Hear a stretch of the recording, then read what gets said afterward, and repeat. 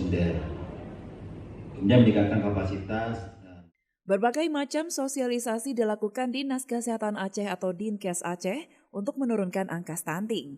Mengintensifkan edukasi imunisasi kepada masyarakat juga menjadi fokus Dinkes dalam mengentaskan angka stunting. Diawali dengan pemberian imunisasi dasar lengkap, baik kepada balita, remaja, dan ibu hamil.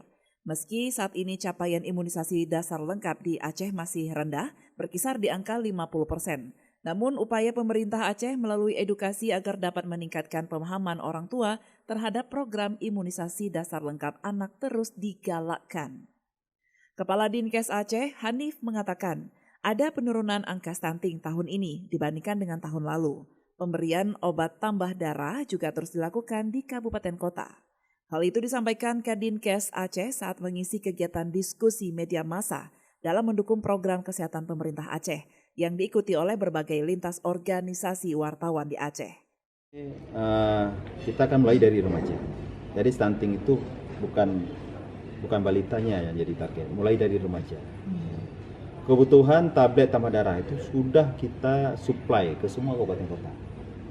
Untuk anak sekolah, bumil, juga ya remaja dan bumil. Mudah-mudahan mereka betul-betul melaksanakan. Karena kadang-kadang juga setelah dibagi untuk siswa nggak diminum. Nah ini yang kita himbau terus. Kalau dibagi minum, pastikan minum. Karena dia akan seminggu sekali. Untuk remaja putri 52 kali. Dibanding tahun lalu turun 2%. Dari 33,2 jadi 31,2.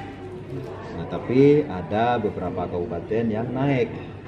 Ada kabupaten yang turun, ada kabupaten yang naik. Ya. Pidi Jaya naik. Aceh Jaya turun. Banda Aceh naik sedikit. Ya. Nah, kita harapkan tidak ada penambahan stunting baru. Ya. Itu target kita. Yang sudah ada ya kita perbaiki.